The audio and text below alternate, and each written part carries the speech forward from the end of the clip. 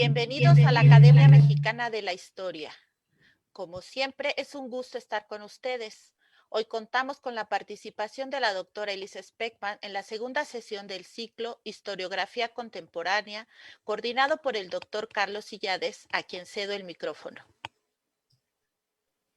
¿Qué tal? Muy buenas tardes. Nos da mucho gusto que nos acompañen la tarde de hoy a escuchar la segunda conferencia acerca de la historiografía contemporánea.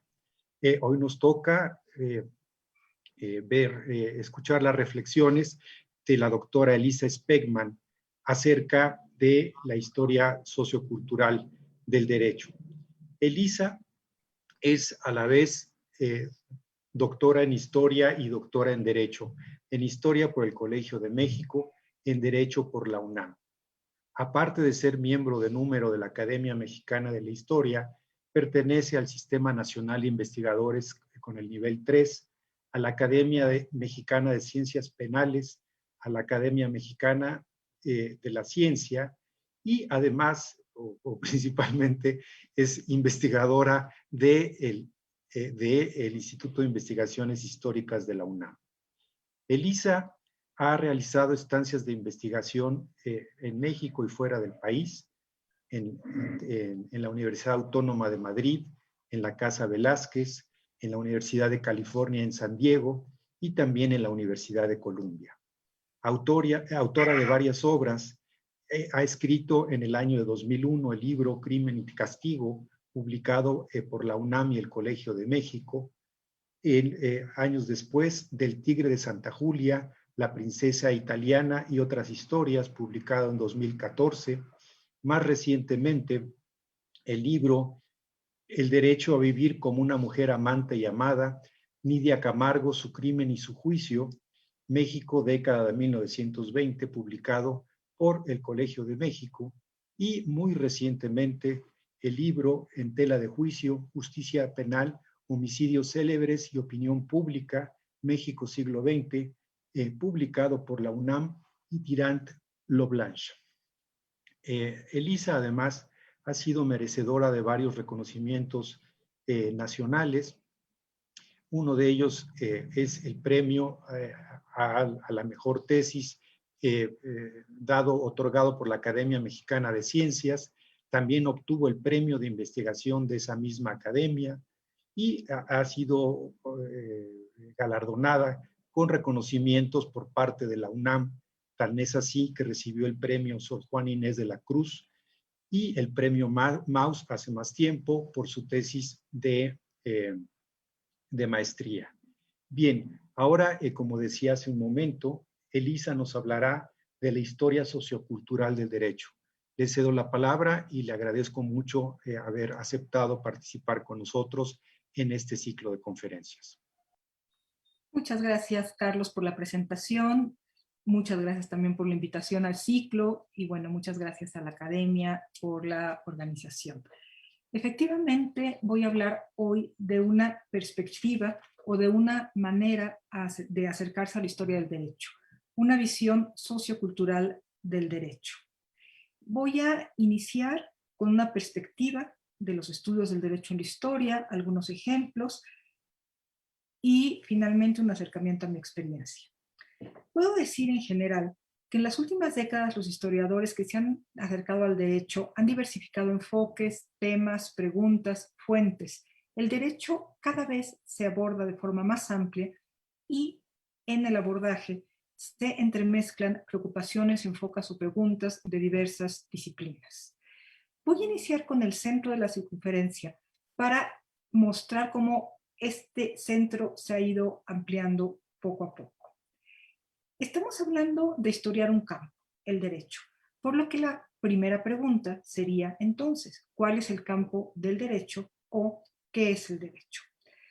A partir del triunfo del modelo liberal, de las revoluciones liberales y entre ellas de las independencias americanas, se fue imponiendo un modelo liberal de Estado, una república o bien monarquías constitucionales, en los cuales imperaba, en este modelo impera, el principio de representación.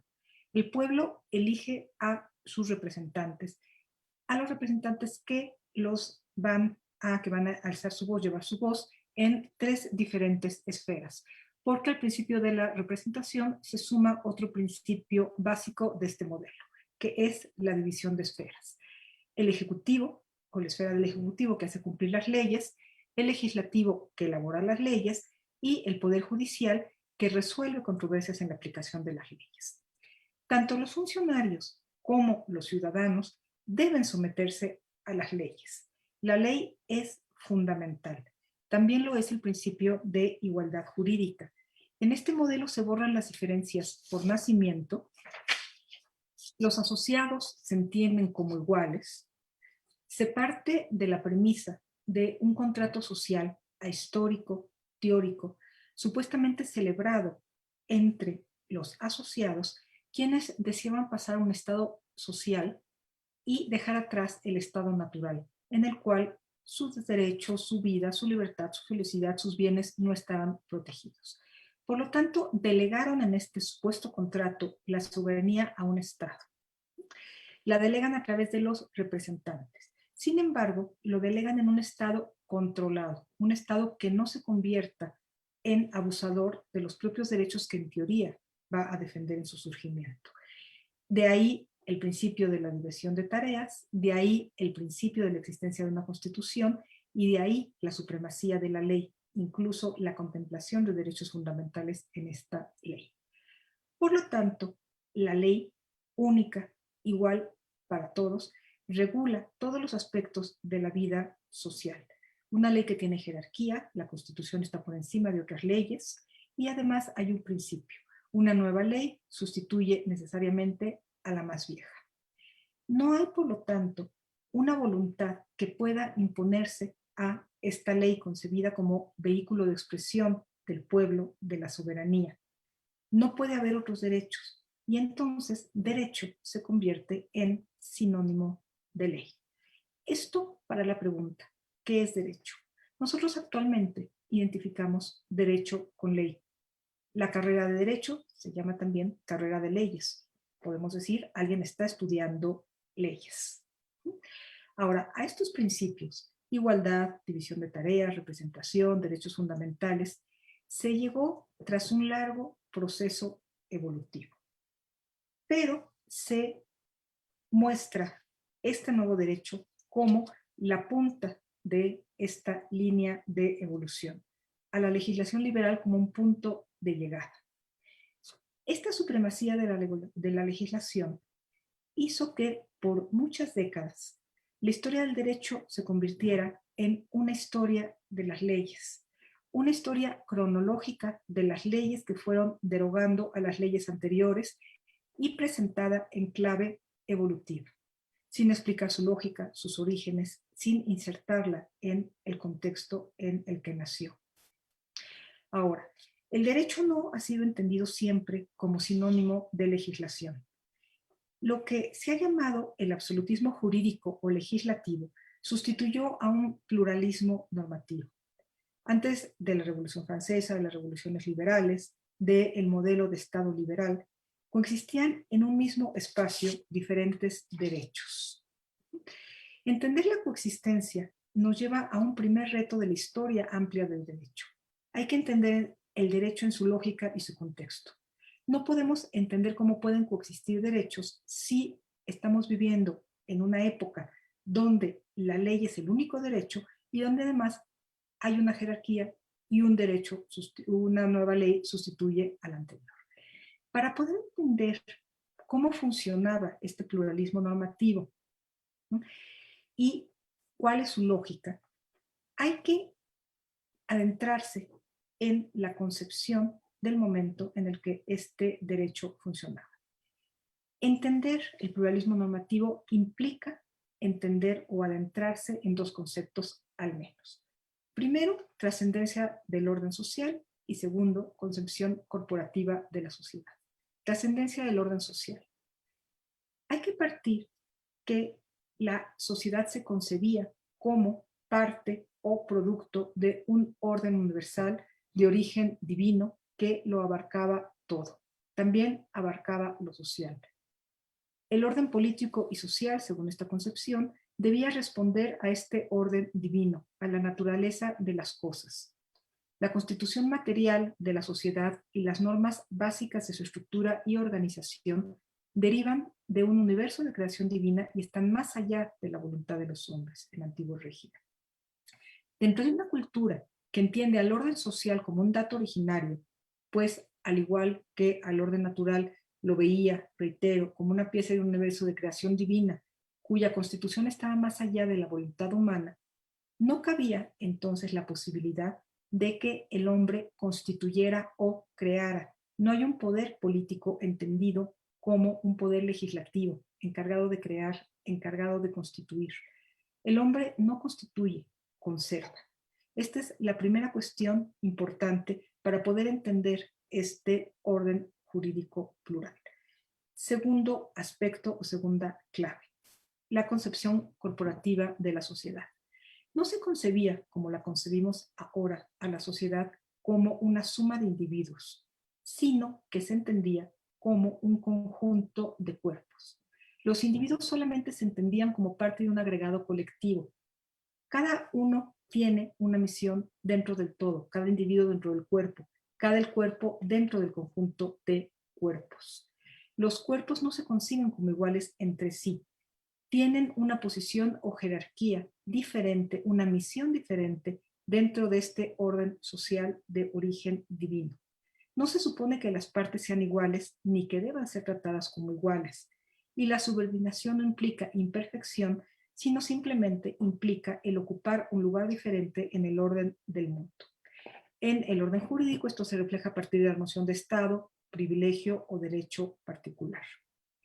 Por lo tanto, la sociedad se concibe como una suma de cuerpos, un conjunto de cuerpos que tienen diferente personalidad jurídica. De ahí que no sea extraño entonces que puedan coexistir diferentes conjuntos normativos que responden a lógicas y legitimidades diversas y que conviven en un mismo espacio sin que exista entre ellos ningún orden de prelación ni jerarquía. La idea básicamente es: a diferentes realidades, sociedades y problemas, diversas soluciones normativas o diversos derechos. ¿Cuáles eran los derechos que coexistían? Un derecho común, y solamente voy a dar algunos ejemplos.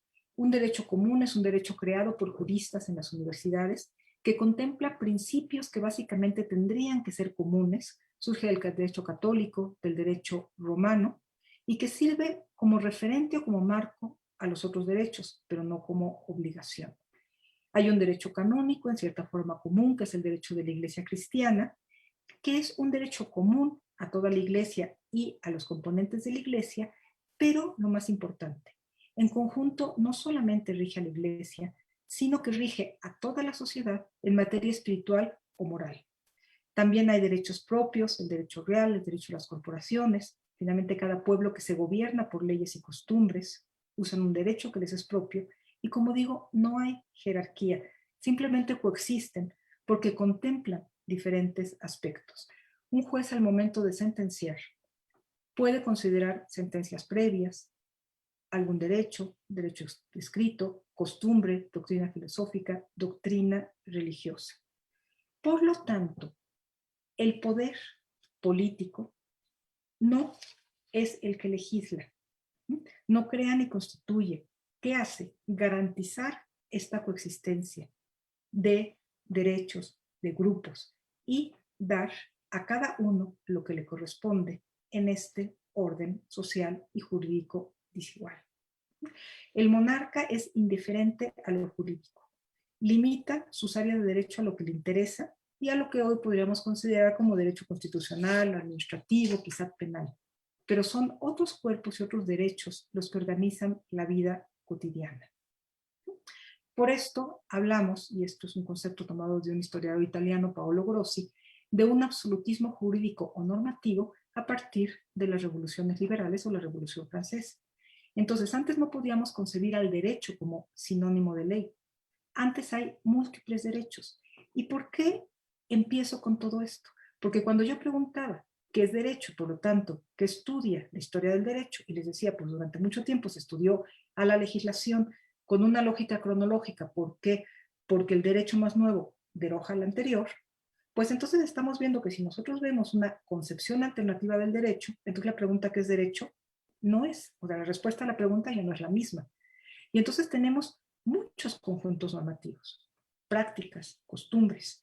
Y entonces cuando queremos pensar qué estudia la historia del derecho, pues entonces ya tenemos una concepción mucho más amplia de un campo de estudio.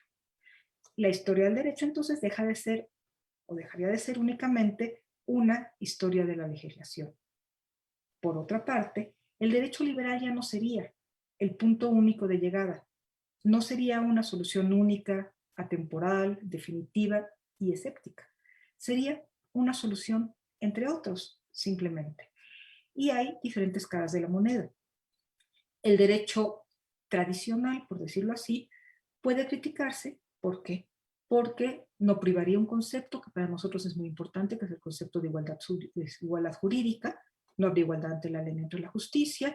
Nosotros podemos decir entonces privan los privilegios. Además, el individuo no tiene certeza jurídica porque cuando llega ante un juez, pues finalmente no se sabe a ciencia cierta cuál puede ser la decisión del juez. ¿Cuál sería, digamos, la otra cara de la moneda? Sí, pero cuando nosotros tenemos un derecho único para todos, en una sociedad que no es homogénea, pues finalmente estamos imponiendo diferentes realidades a una concepción única. Una concepción única que además no surge de todas estas realidades, porque realmente es una falacia pensar que todas estas realidades pueden estar representadas en una solución normativa única. Y entonces podemos pensar si este derecho igualitario es un derecho equitativo.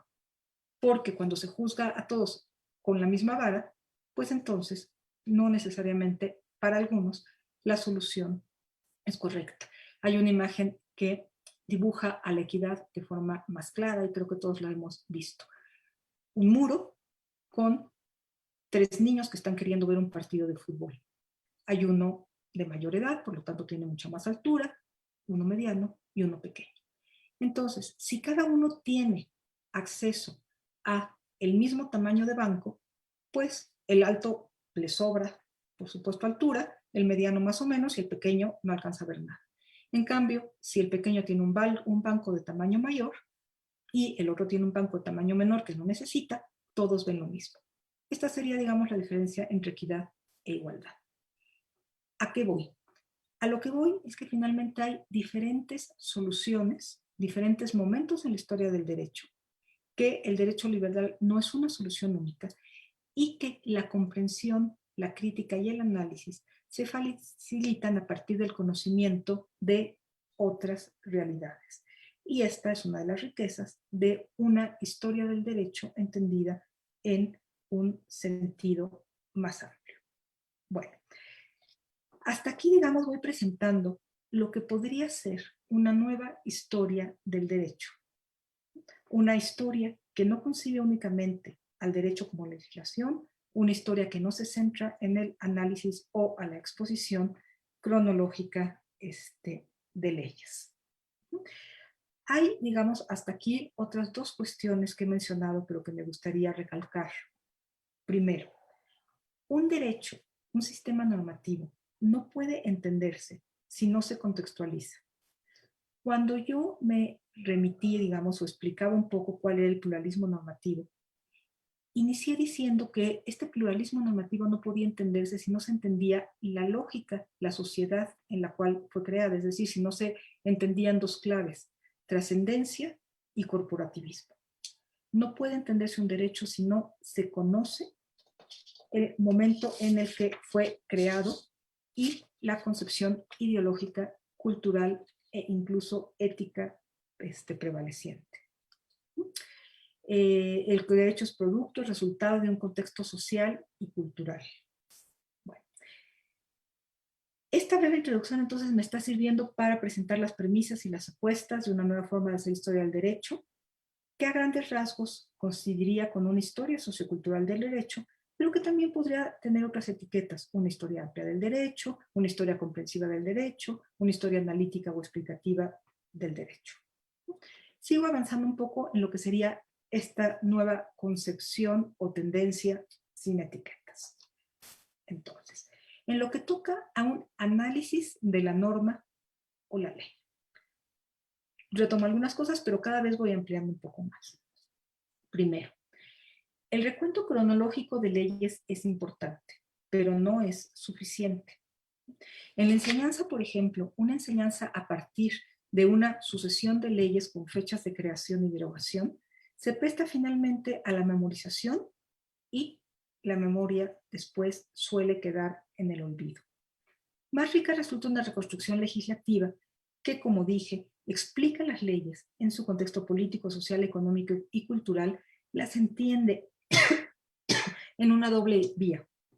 Por una parte, como resultado del entorno, y por otra parte, como conformadora de su entorno o de su momento histórico. Es decir, el derecho surge de la sociedad y la cultura, pero a la vez modela y retroalimenta a la sociedad y a la cultura. Y esta finalmente es una de las premisas esenciales, diría yo casi la definición de lo que es una historia social y cultural. Para entender los fenómenos sociales hay que entender el contexto cultural en el cual se interpreta, ¿sí? Pero a la vez son muy importantes las representaciones y la retroalimentación. Bueno, es importante entonces entender las deudas de la legislación con modelos de ideas, de valores, con otros sistemas normativos, analizar su peso y, en síntesis, evidenciar los múltiples vínculos que existen entre el derecho y la sociedad. Segundo punto. Me parece muy importante evitar un acercamiento al pasado desde las exigencias del presente y reprochar a un orden jurídico del pasado por no cumplir con expectativas actuales. Por el contrario, creo que es importante analizar derechos o sistemas normativos del pasado en función de los anhelos y necesidades de su tiempo. Siguiendo con el ejemplo del cual he venido hablando. No podríamos reprochar a un derecho de antiguo régimen por no tratar a todos como iguales cuando no se les concebía como iguales en la sociedad. Según Paolo Grossi, lo vuelvo a citar, es preciso evitar la proyección de los criterios de ordenación propios, comprimiendo la realidad del pasado en una armadura que la sacrificaría y la sofocaría, impidiendo su efectiva comprensión. Otro representante de este nuevo acercamiento al derecho, Antonio Manuel España, quien falleció lamentablemente hace poco. El autor aconseja desvincular el pasado del imaginario contemporáneo y considera que limitarse a buscar en la historia los antecedentes de un derecho actual, visto como resultado de un proceso evolutivo y lineal, empobrece su reconstrucción. ¿Por qué? Porque los temas de estudio se construyen a partir de problemas y conceptos contemporáneos y se sacrifican muchos otros que no entran en la lógica actual.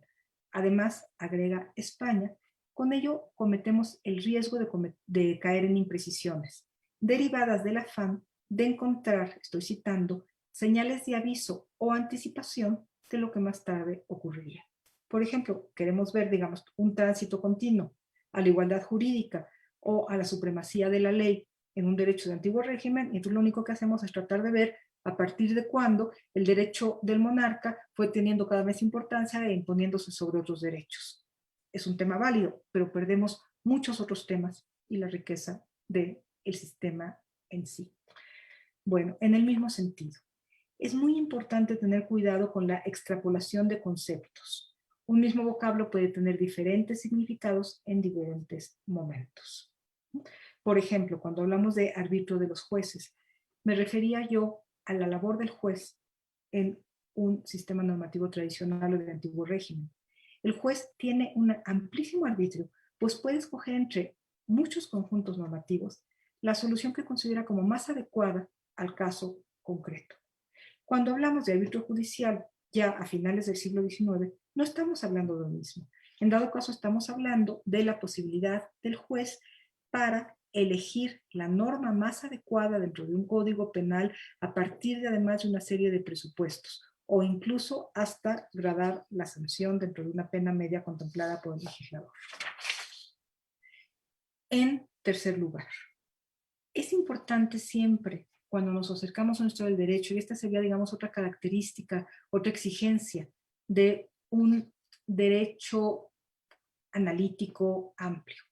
Es importante buscar continuidades y cambios respecto de un momento, de una ley, de una norma, de una situación, de un sistema incluso judicial. Ahora, más allá de las leyes, estaba, digamos, hablando, porque también finalmente un estudio de la legislación puede hacerse de forma amplia, explicativa, analítica. Ahora, yendo más allá de lo que sería la legislación en sí o la norma en sí. Bueno, primero, ¿cuál es otra característica de esta historia sociocultural amplia, analítica? Los autores que pueden inscribirse dentro de esta corriente, por llamarla así, no se preocupan únicamente de la ley y la norma, sino también de su aplicación. No se puede suponer o presuponer que las leyes se aplican, ni se puede presuponer el correcto funcionamiento de las instituciones. Existe un espacio entre una norma y su aplicación que resulta enormemente rico para el estudio de un historiador del derecho. Además, no necesariamente las normas son viables y muchas veces necesitan de una serie de, sea leyes, leyes secundarias o incluso mecanismos alternativos. Bueno, un asunto importante, hasta ahora creo que más o menos ha quedado claro. Es muy interesante estudiar otros sistemas normativos y no estoy hablando ya únicamente de este momento de pluralismo normativo donde subsisten pues, diferentes derechos, también en un momento actual.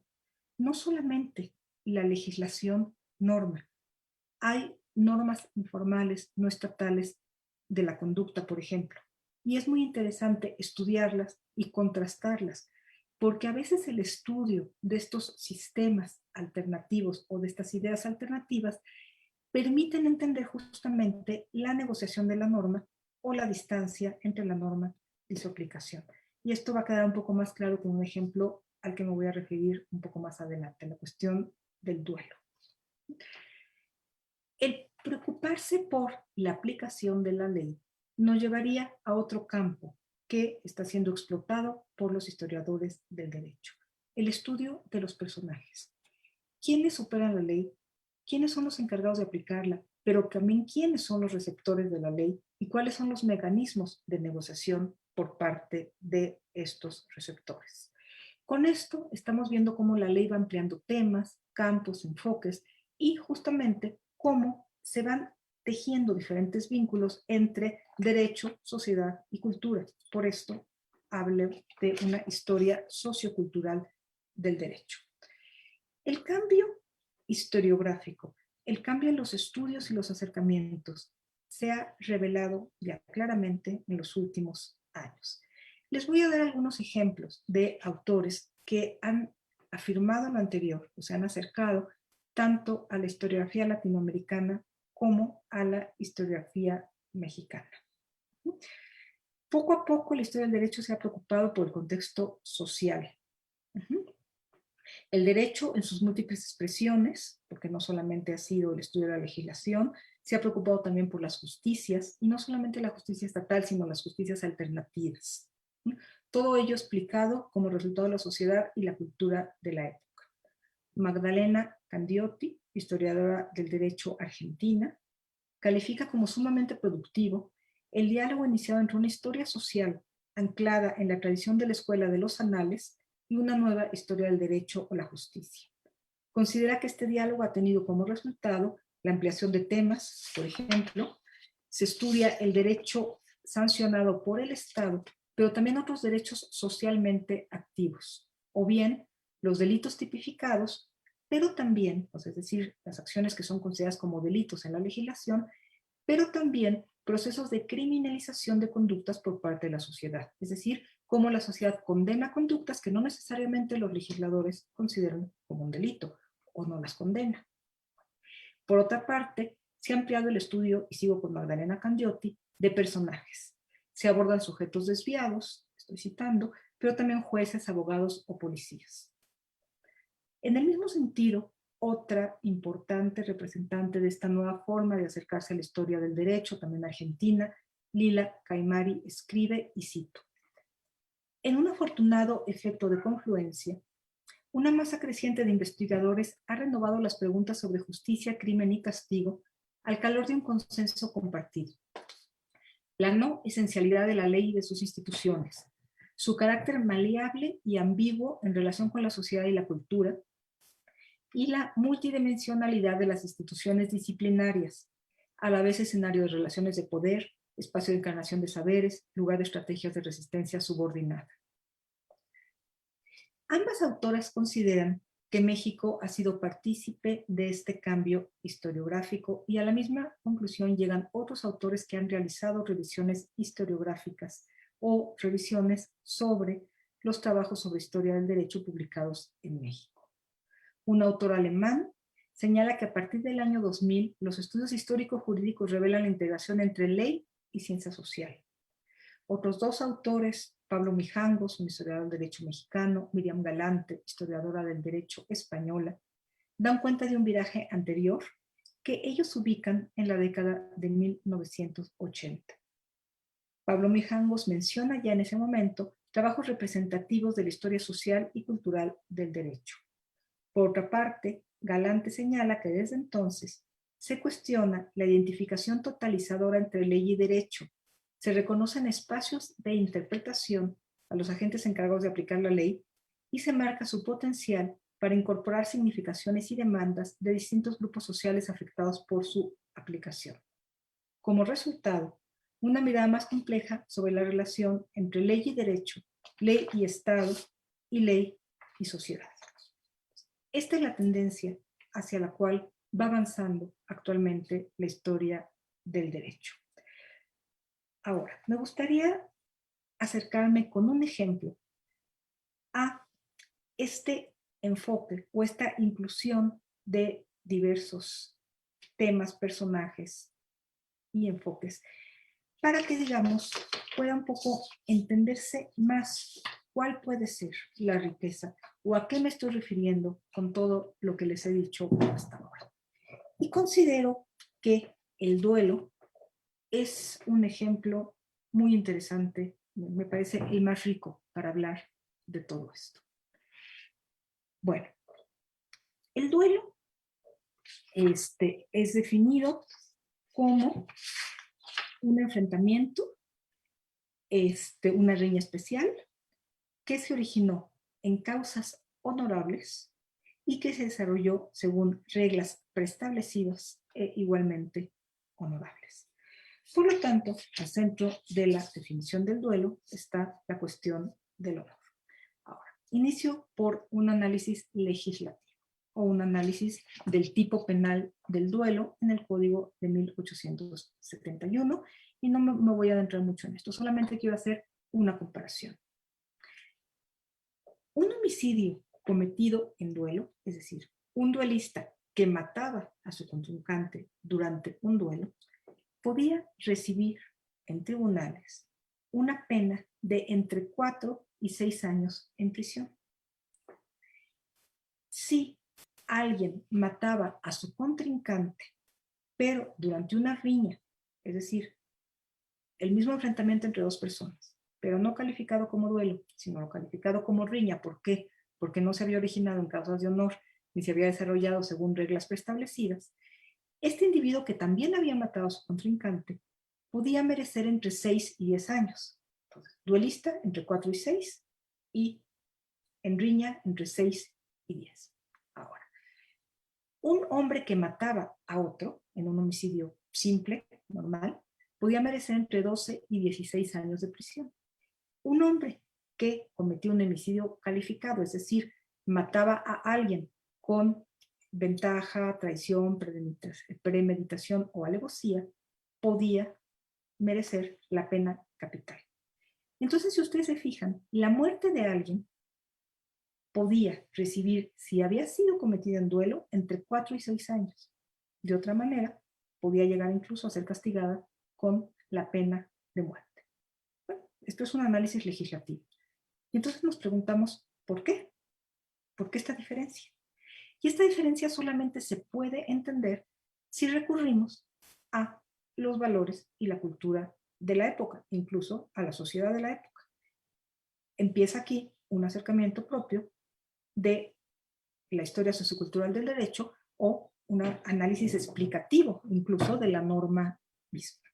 Entonces, bueno, podemos empezar a adentrarnos en lo que significa el honor. ¿Qué es el honor?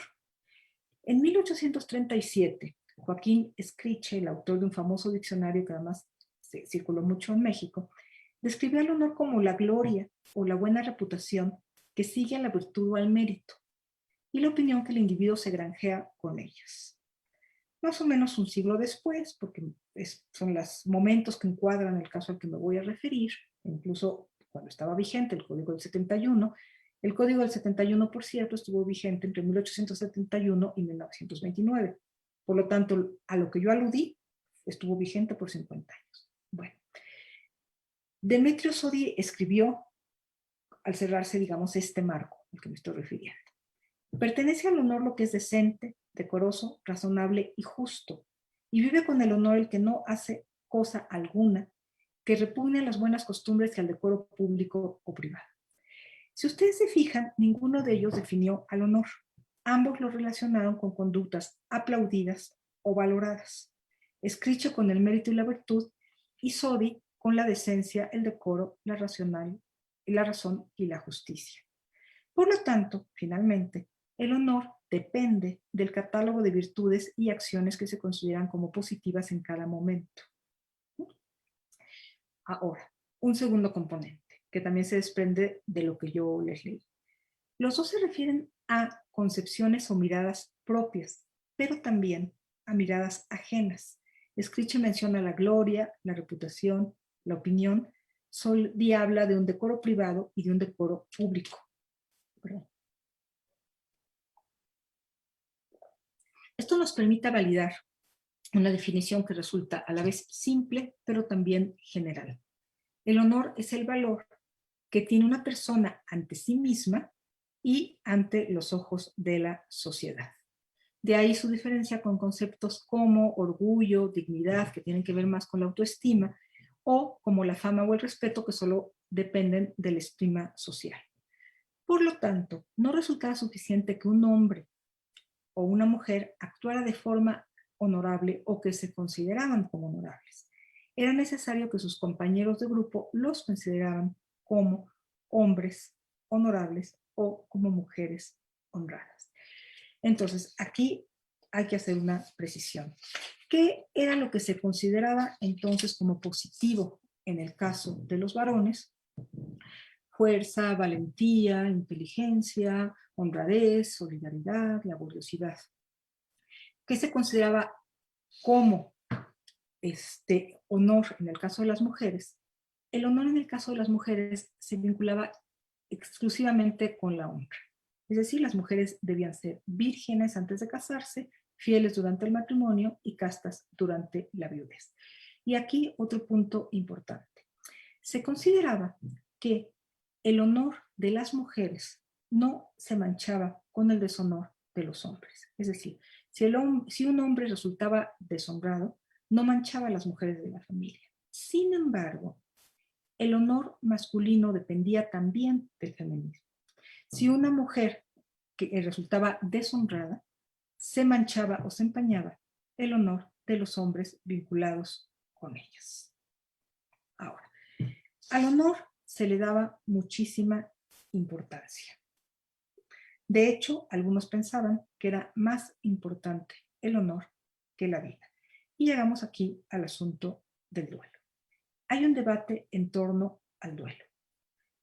Quienes defendían al duelo pensaban que un individuo que había sido deshonrado no debía descansar hasta castigar al culpable o hasta lograr que se retractara, aun cuando tuviera que recurrir al duelo. ¿Por qué? Porque si no lo hacía, no solamente estaba aceptando la acusación, sino que estaba mostrando cobardía, es decir, estaba quedando doblemente deshonrado. La ofensa inicial se sumaba a una segunda deshonra o desmérito. Nada queda más claro que las palabras de Antonio Tobar, quien a la vez las tomó de un periodista francés. El honor ordena al caballero morir o matar antes que hacerse digno del desprecio de los demás por un acto de cobarde debilidad. ¿Por qué es importante Antonio Tovar? Porque Antonio Tovar fue el autor del Código Mexicano del Duelo. Las naciones civilizadas, entrecomilladas, naciones de Europa Occidental y América, contaban con su propio Código del Duelo. En este código se enlistaban las acciones que podían ser consideradas como atentados al honor y los pasos que debía dar quien había visto su honor cuestionado, llegando incluso hasta el duelo, las armas, la distancia, los caballeros, los padrinos. En el caso de México, el código de Antonio Tovar estuvo sancionado por diputados, por senadores, por periodistas, es decir, por la élite política, social y cultural. Bueno, entonces, primer punto de defensa del duelo. No importa morir, pero no se puede aceptar la deshonra. Segundo, creían que los particulares, los defensores del duelo, podían y debían hacerse justicia por su propia mano porque no podían acudir a tribunales y jueces comunes. Se pensaban que se trataba de cuestiones privadas y espinosas que no debían dirimirse en público. Y estaban convencidos, de nuevo, que el individuo que recurría al juez en lugar de recurrir a las armas solo lograba difundir su doble deshonra, tanto el desmérito que se hacía público porque los juicios eran públicos, como la cobardía. En segundo lugar, porque no deseaban que los conflictos de honor se sometían al criterio de otros sectores sociales y culturales. Para este momento funcionaba un juicio por jurado integrado por ciudadanos comunes y corrientes. Bueno, último argumento que es muy importante. Se creía que esta era una forma civilizada, moderna, de resolver los conflictos. Se creía que la conducta debía pasar por el tamiz de la razón. Los hombres no debían dejarse guiar por emociones, por impulsos, por sentimientos. Debían actuar de forma racional y este era lo que marcaba la diferencia entre los hombres civilizados, los hombres de élite, respecto al pueblo y estas turbas amorales que no se refrenaban y demás. Por lo tanto, el duelo se consideraba como una forma racional de resolver un conflicto y una forma que además enfrentaba a individuos que estaban en igualdad de condiciones. De ahí la importancia de que fuera un motivo honorable, con leyes pactadas previamente. Se considera que este era mucho más racional que simplemente liarse a golpes o sacar una navaja o un arma de fuego. Bueno, hubo también importantes argumentos en contra. Primero, los detractores decían que los lances de honor no necesariamente se pactaban por causas honorables, no necesariamente vencía quien tenía la razón y no eran tampoco enfrentamientos entre iguales, porque muchas veces se enfrentaba un hombre más diestro en las armas con otro que no lo era, y muchas veces el que resultaba muerto, y esto lo vemos muy claro en una novela de Heriberto Frías que se llama El último duelo. Muchas veces quien resultaba muerto era quien defendía la causa honorable. Bueno, por otra parte, los detractores del duelo creían que los conflictos debían dirimirse no por vías racionales, civilizadas, sino por vías legales e institucionales. Defendían lo que en términos de Max Weber es el monopolio estatal de la violencia y de la fuerza física. Como ejemplo, las palabras del presidente de la comisión redactora del Código de 1871. Nadie tiene derecho de hacerse justicia por su propia mano, ni de vengar sus injurias con usurpación del poder público.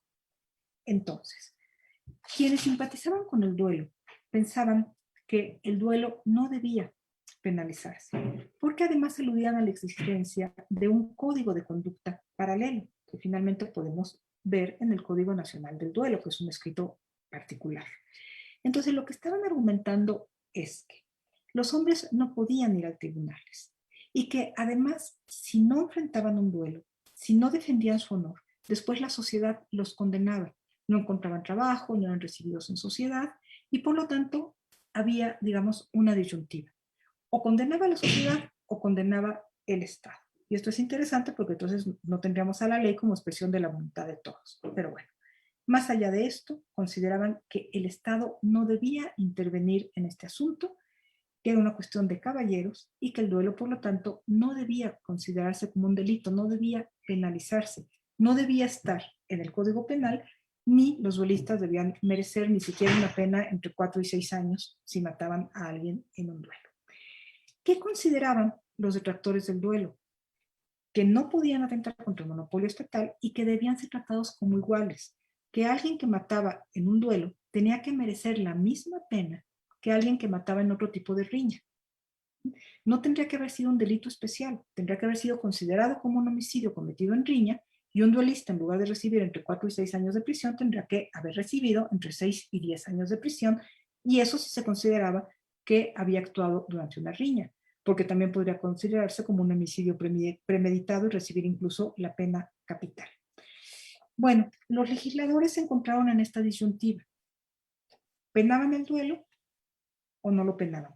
Y si lo penaban, si lo sancionaban, tendrían que haber contemplado una sanción igual que para individuos que mataban o que lesionaban en otro tipo de enfrentamiento. ¿Qué hicieron ante esta disyuntiva? Tomaron un camino intermedio, lo consideraron un delito especial y se colocaron exactamente a la mitad. Por esto el duelo, como se los leía al principio, sí estaba penado, pero con una pena menor que otro tipo de lesiones o de otro tipo de homicidios. Entonces, bueno, este es un ejemplo de cómo hay que conocer la cultura, la sociedad, las ideas y los valores, como el honor, para poder entender realmente una solución legislativa. Ahora vámonos a un siguiente nivel, las prácticas. Y como yo les decía, bueno, muchas veces se dice, bueno, porque es que la ley no se aplica. Pues sí, pero es que en esta diferencia entre la ley, su negociación, su aplicación, finalmente podrían filtrarse todas estas cosas. Digamos que la élite política, cultural y social creía realmente en el valor del honor, creía realmente que el duelo no debía penalizarse. Y claro, los legisladores lo penalizaban porque finalmente eran representados, eran representantes del Estado de un modelo, eran representantes del poder legislativo, de la supremacía del Estado en la violencia física, todo lo demás. Entonces, del monopolio, perdón. Entonces, ¿pero qué pasaba con aquellos que no eran los legisladores y que creían que realmente el honor era muy importante y que el duelo no debería penalizarse? Esto podría explicar el hecho de que los duelos, aunque se cometieran, simplemente ni se persiguieran ni se procesaran. Durante muchos años se cometieron duelos que se conocieron, que incluso pudieron llegar a la prensa y que sin embargo no se persiguieron. Hay muchos ejemplos, por ejemplo, incluso el duelo, el duelo de Sierra Ireneo, de Santiago Serra y de Ireneo Paz. Bueno, el primer duelo célebre que se procesó, que llegó a la prensa, que desató amplios debates, fue el duelo sostenido entre Francisco Romero y José Verástegui en 1894. En este duelo resultó muerto José Verástegui. Cuando inició el proceso, periódicos y los periódicos nacionales, las revistas de juristas dicen, es que este es el primer duelo que se procesa. Yo encontré, digamos, revisando, podría haber otros, yo encontré de casualidad uno 20 años antes donde se decía exactamente lo mismo, es el primero que se procesa. Pero bueno, independientemente de que pueda haber habido otro en medio, la realidad es que muy pocos duelos se procesaban. Este fue un duelo importante, sobre todo por los personajes. Francisco Romero era coronel y diputado, nació en Guerrero, estudió ingeniería militar, alcanzó el grado de coronel, fue director de la revista militar mexicana, fue diputada por diversos estados. Era, por otra parte, bien conocido como pistolero y espadachín, y según relata Ángel Escudero, quien autor de un estudio sobre el duelo en México, había participado en muchos duelos, venciendo siempre. Su contrincante era José Verástegui, quien era en ese momento el administrador general de la renta del timbre. Además, entre los jueces del duelo, los médicos y los padrinos, se contaban 2 generales, Sóstenes Rocha, un mayor del ejército, Reyes Espíndola, quien era senador y director de El Universal.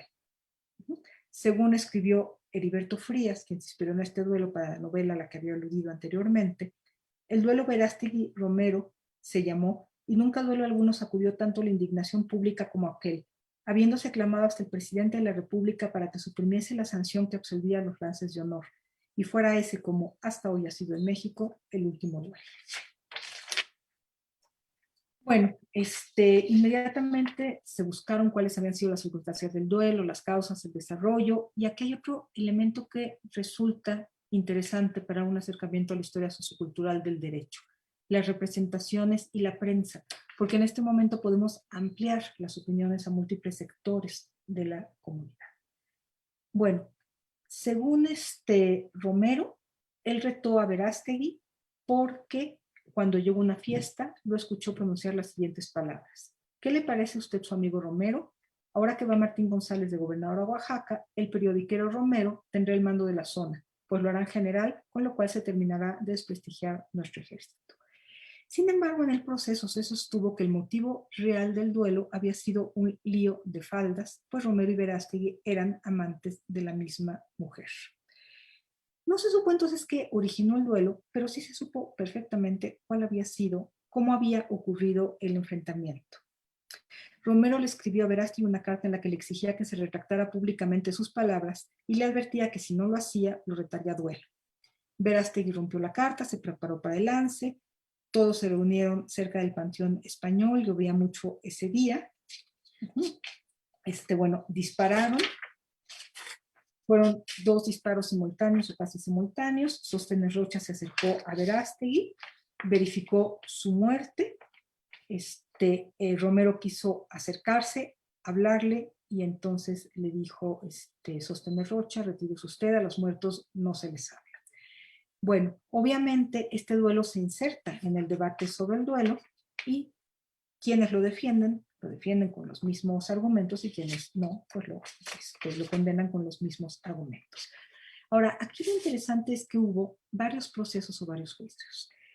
Romero era diputado, por lo tanto, para que fuera procesado, tenía primero que la Cámara, elegida como gran jurado, retirarle el fuero del cual gozaba. Romero nombró como defensores a 2 juristas sumamente importantes, Manuel Humberto y Jacinto Payares. ¿Cuál fue el alegato de estos juristas? No estaba vigente la ley del duelo. No se había aplicado en años, a pesar de que se habían realizado muchos duelos. Una ley que cae en desuso pierde vigencia. Se da todo un debate. Algunos diputados lo defienden, como Juan Amateos, quien justifica el duelo, lo califica como una práctica evocadora del progreso, sostiene que es una riña condicionada por la sociedad, en fin, concluye siempre ser un avance civilizado el someter las contradicciones de los hombres a los tribunales de honor. Dice que estaban en igualdad de condiciones, un montón de cosas, no puedo entrar en detalle. Ahora, la intervención más inteligente y que considera que a favor del desafuero de Romero fue la de Francisco Bulnes. Francisco Bulnes argumentó varios puntos. Primero, dijo, bueno, si no está vigente el artículo penal que regula el duelo, bueno, pues no importa, finalmente hubo un enfrentamiento y entonces procesemos a Romero como autor de un homicidio en riña. Este fue, digamos, el primer argumento. Después consideró que no era pertinente que el duelo fuera considerado como un delito especial, porque finalmente esto atentaba contra el principio de igualdad jurídica. Era finalmente una riña. Pero además sostuvo, no se considera que los grupos populares cuando se enfrenten en un duelo, porque no se les considera ni honorables, ni se considera que sus enfrentamientos se sujeten a normas de honor. Por lo tanto, se habla de duelo solamente cuando intervienen caballeros o grupos de la élite. Por tanto, se estaría violando el principio de igualdad jurídica, porque ante un mismo hecho, un enfrentamiento, un grupo era juzgado bajo un artículo y otro grupo bajo otro artículo. Bueno, finalmente se refirió a la incapacidad de los particulares a aplicar justicia por mano propia.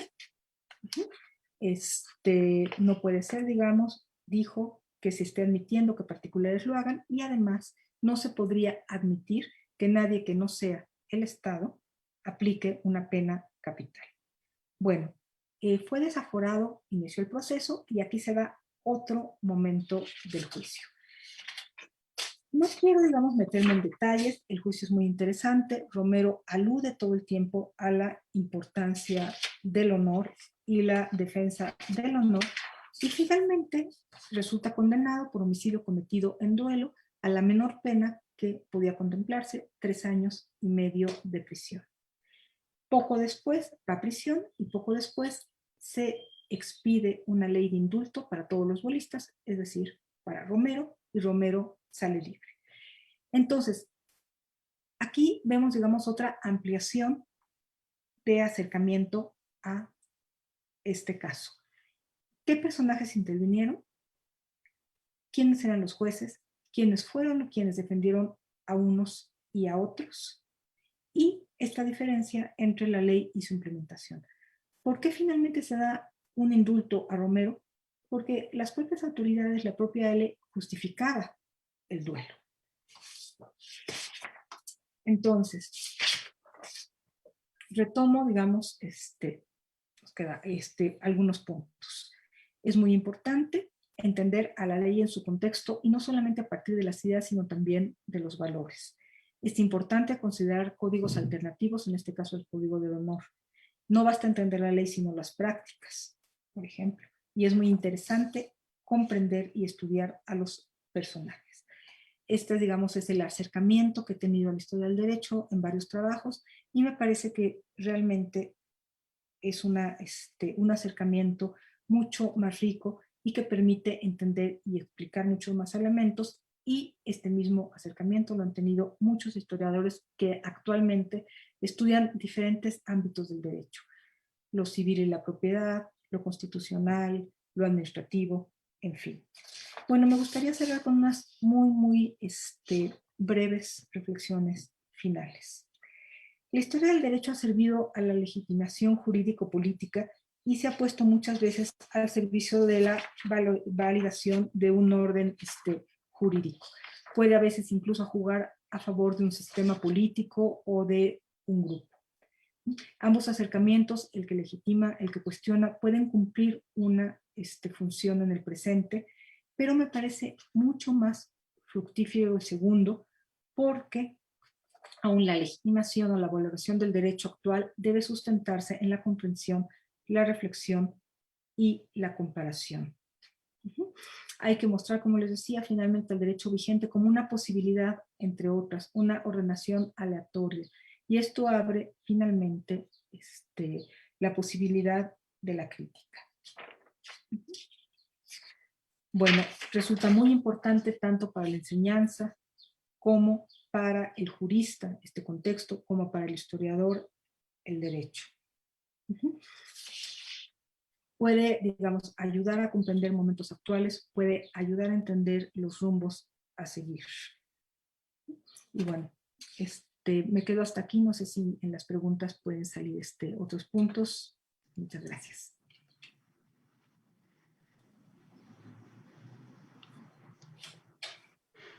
Muy bien, Muchas gracias.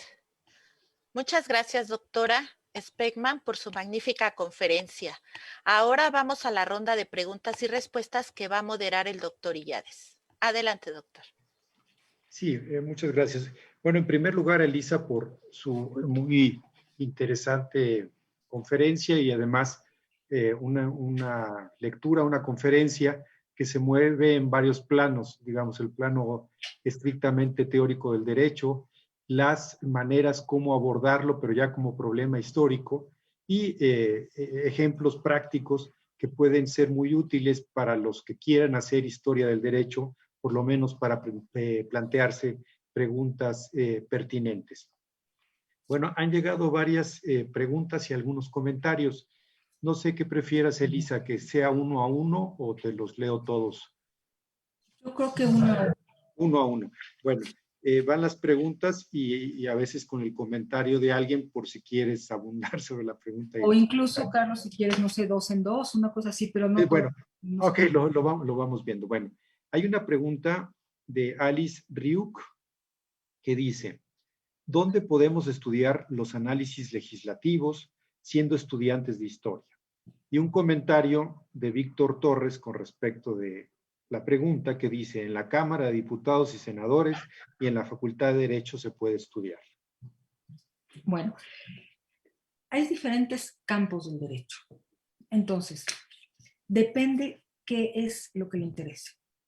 Análisis de las constituciones políticas, por ejemplo, puede haber un análisis de los códigos penales, puede haber un análisis de los códigos civiles, un análisis de códigos sanitarios, análisis de códigos comerciales, análisis de legislación penal en general, análisis de legislación civil en general. Y entonces aludiría a una bibliografía amplísima e interminable para cada uno de estos campos. Porque además puede haber trabajos muy interesantes para las constituciones del siglo XIX, como puede haber un análisis interminable de la Constitución del 17 y sus reformas. Entonces, bueno, es difícil contestar esta pregunta así como hablando de un manual sintético. Hay que considerar también, como les decía, que hay una jerarquía, una prelación, por encima está la Constitución, después vienen los códigos, estamos en una federación, entonces además hay constituciones estatales y hay códigos estatales. Después vendrían reglamentos y leyes, en fin, entonces el campo del análisis simplemente legislativo es amplísimo. Y después si nos vamos a prácticas, amplísimo, y si nos vamos a personajes, también amplísimos. Porque en esta comprensión amplia, pues finalmente atañe a la historia del derecho, atañen a la historia del derecho múltiples sistemas normativos, pero también la aplicación, también la práctica, también la representación, también la cultura. Entonces, bueno, si le interesa algún campo en especial y algún momento en especial, si quiere, puede escribirme y le puedo orientar con bibliografía. Ahora, nada más para terminar con esto. Hay algunas compilaciones de leyes, no análisis. Una muy completa compilación de leyes para el siglo XIX sería la de Dublán y Lozano, por ejemplo. Para el siglo XX se puede consultar el Diario Oficial de la Federación, pero como le digo, estoy a su disposición para ampliar bibliografía concreta. Gracias, Elisa. Brian Bautista hace dos preguntas. La primera es, ¿la historia del derecho que usted propone es parecida a lo que Marc Bloch contrapone en su apología para la historia con una historia que él llama de los juristas? La segunda pregunta formulada por Brian es, Philip Aries, en su Morir en Occidente, expone los comportamientos socialmente aceptados que deberían seguirse a la hora de que alguien muere. Por eso quisiera saber si una historia del derecho podría ocuparse de estas normativas, no escritas, pero sí seguidas, según Aries. Okay. Bueno, no recuerdo en este momento a qué se refiere precisamente la cuestión de la historia de los juristas, por lo tanto esta parte no podría contestarla. Si quiere explicarme un poco más cuál sería esta contraposición, con mucho gusto le doy mi opinión. Y efectivamente, cualquier sistema normativo podría ser digno de estudio. Juan Carlos Morales Soto pregunta, ¿cuál es el nombre de las dos representantes de la historiografía? Mencionó a Magdalena Canderotti, ¿la otra quién es? Me refería, digamos, hay muchísimos autores y autoras que han escrito historias del derecho. Estas dos autoras en particular han escrito balances historiográficos, es decir, apreciaciones generales sobre el rumbo que ha tomado la historia del derecho. Me referí en este momento a 4 que me parecen importantes y agregaría un quinto. Para tener una idea del rumbo que ha seguido la historia del derecho en América Latina, creo que son útiles los trabajos de Magdalena Canderotti y Lila Caimari. Para apreciaciones sobre la historia del derecho y la justicia, bueno, el de España, de Miriam Galante, y para México recomiendo los balances que han escrito Pablo Mijangos, Rafael Estrada, y también tiene alguna mención interesante Jaime de la Arena. Bueno, María de Lourdes Ortiz Boza pregunta y le contestan que si Ireneo Paz era el abuelo de Octavio Paz. De esa pregunta, la doctora Josefina MacGregor contesta, sí, el abuelo de Paz. Mató en un duelo a Santiago Sierra, hermano de don Justo. No hubo proceso porque además Paz era legislador. Las afrentas de honor se hicieron por motivos políticos en la prensa. ¿Quieres agregar algo? Completamente de acuerdo con la doctora Josefina MacGregor. Fue un duelo muy sonado. A partir de esto, Justo Sierra decidió o declaró que se alejaría del periodismo. Y justamente este es uno de los duelos a los que más se alude cuando se dice que los duelistas no eran perseguidos ni procesados. Efectivamente, tuvo origen en cuestiones políticas, poco a poco fue adquiriendo, digamos, un tono personal, los dos eran periodistas, y bueno, el enfrentamiento que tuvo este origen poco a poco fue tomando cada vez un tono más personal. Pame Escandón dice, perdón, ya se movió esto. Excelente presentación, gracias. Pregunta, ¿el derecho consuetudinario debería respetarse sin cuestionar sus usos y costumbres como se hace actualmente? Pues finalmente, sean sociedades antiguas o modernas, los valores inmersos en los sistemas culturales determinan la conducta y el castigo. Bueno, Buena pregunta, sí. Aquí habría, digamos, dos cuestiones en lo que es el derecho consuetudinario. Bueno, se me ocurren, digamos, dos líneas, aunque creo que realmente la pregunta va más dirigida a la segunda, pero hay una cuestión que me gustaría, digamos, mencionar como pretexto de esta pregunta. Hay dos grandes tradiciones. Una tradición mucho más legalista, por decirlo así, un poco más cercana, digamos, al principio de la legalidad, de la cual deriva la tradición francesa española, de la cual deriva la mexicana. La ley tiene mucho más importancia que las sentencias previas o la jurisprudencia. Tenemos también un sistema anglosajón donde tiene tanta importancia la ley como la sentencia previa, como lo vimos en muchas películas. Lo digo porque al empezar la pregunta pensé que por ahí iba. Ahora, veo que va por la cuestión de los usos y costumbres de las comunidades indígenas. Es un debate amplísimo, porque lo primero que podría contestarse es, tiene que haber un límite. ¿Cuáles serían esos límites? Los derechos fundamentales. Y esto, bueno, se puede decir mucho en la cuestión de género. Lo que pasa es que volvemos a juzgar usos y costumbres con base en valores nuestros. Entonces, bueno, ¿dónde está el límite? Yo creo que el límite justamente tendría que ser esto, el respeto a valores o a derechos que nosotros consideramos fundamentales.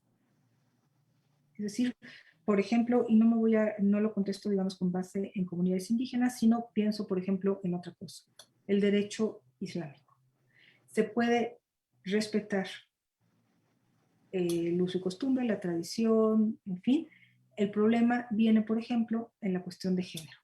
¿Qué pasa cuando, como castigo para el adulterio, está la pena de muerte para la mujer? ¿Se tendría entonces ahí que intervenir o no se tendrá que intervenir? Y esa está un poco la cuestión. ¿Dónde está la línea? Vuelve a preguntar Alice Ryuk. Usted, doctor Speckman, ¿a dónde acudió a revisar esa legislación sobre el duelo? Código penal. México, para lo penal, digamos.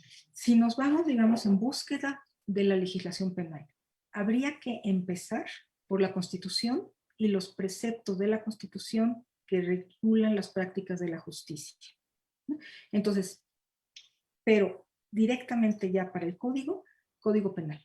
En el Distrito Federal se han promulgado 3 códigos: el Código de 1871 vigente hasta el 29, el Código de 1929 hasta el 31, el Código del 31 prácticamente a lo largo del siglo XX, y ya después un Código Penal para la Ciudad de México. Estaba hablando de los códigos para el Distrito Federal. Entonces, los códigos enlistan todas las conductas que pueden considerarse como delito, los tipos penales. Entonces hay que ir a un código. Para las normas que regulan el proceso, hay que dirigirse, digamos, la primera fuente serían tanto la Constitución, como decía, como los códigos de procedimientos penales, también, también tres más o menos en las mismas fechas. Para una cuestión civil, código civil; para una sanitaria, código sanitario. Esto para la norma. Ya después, para trabajos sobre el derecho penal, trabajos sobre el duelo, bueno, pues ya el listado sería mucho más amplio. Para los debates, por ejemplo, es interesante cada vez que se consulte una ley buscar la exposición de motivos de los redactores. Y ya el debate sobre el duelo lo busqué en prensa y en una serie de publicaciones de la época. El proceso en sí, ese proceso se conserva, estaría en archivos judiciales, aunque ese proceso se publicó.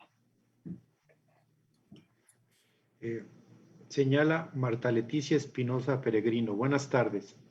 He trabajado el Tribunal de Fiel Ejecutoria desde las prácticas del comercio urbano. Ahora retomo al tribunal como tal. Por favor, ¿me puede sugerir alguna bibliografía sobre la justicia local? De antemano le agradezco. A ver, no son los tribunales, el tribunal que yo conozca. Por favor, ¿se me puede decir un poco más qué época le interesa? ¿Qué es la época, cuál es la época, digamos, que le interesa estudiar? Justicia local, Ciudad de México, ¿en qué época? No sé si, bueno, me espero a que lleguen otras. Sí, esperamos si quiere decir algo Marta Leticia Espinosa Peregrino.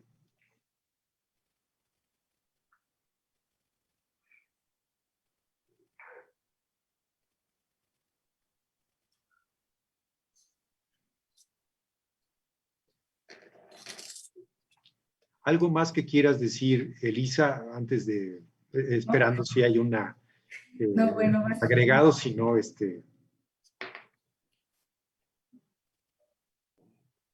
No, bueno, a ver, ¿qué más puedo decir? Bueno, en general, yo defiendo no solamente para la historia del derecho, sino para cualquier acercamiento a un tema propio de la historia social, que este acercamiento debe ser siempre lo más amplio posible, conjugando el mayor número de enfoques y sobre todo utilizando la mayor amplia posible de fuentes o de testimonios, porque finalmente cada testimonio es una mirada y solamente sumando diferentes miradas podemos reconstruir la realidad, un proceso, un tema, un evento, en toda su riqueza y su complejidad. Si nos acercamos desde únicamente un solo enfoque o un solo testimonio, estamos viendo solamente una pequeña parte del problema. Y finalmente la realidad social es muy compleja, muy rica, y por esto aconsejo yo siempre acercarse de esta forma a ella. Agrega Marta Leticia Espinosa. El tribunal desapareció entre 1789 y 1790. Sí, sí, por eso no lo conocía. Bueno, me he centrado en el siglo XIX. Justicia local, en ese momento, pues yo supongo, Jorge Trasloceros tiene trabajos interesantes. También Teresa Lozano, me parece que José Luis Soberanes tiene algunos trabajos sobre tribunales. Lo que pasa es que es una época que conozco realmente muy poco. Me he centrado en los siglos XIX y XX. Muy bien, pues muchísimas gracias a Elisa por su interesante conferencia, por la oportunidad de poder dar ejemplos prácticos que ayuden a que los estudiantes o profesores de historia puedan adentrarse más en el tema, incluso en las maneras y formas de investigar. Pues gracias otra vez y los esperamos el próximo jueves para escuchar a la doctora Virginia García Acosta, que nos hablará de historia cuantitativa. Hasta pronto. Muchas gracias.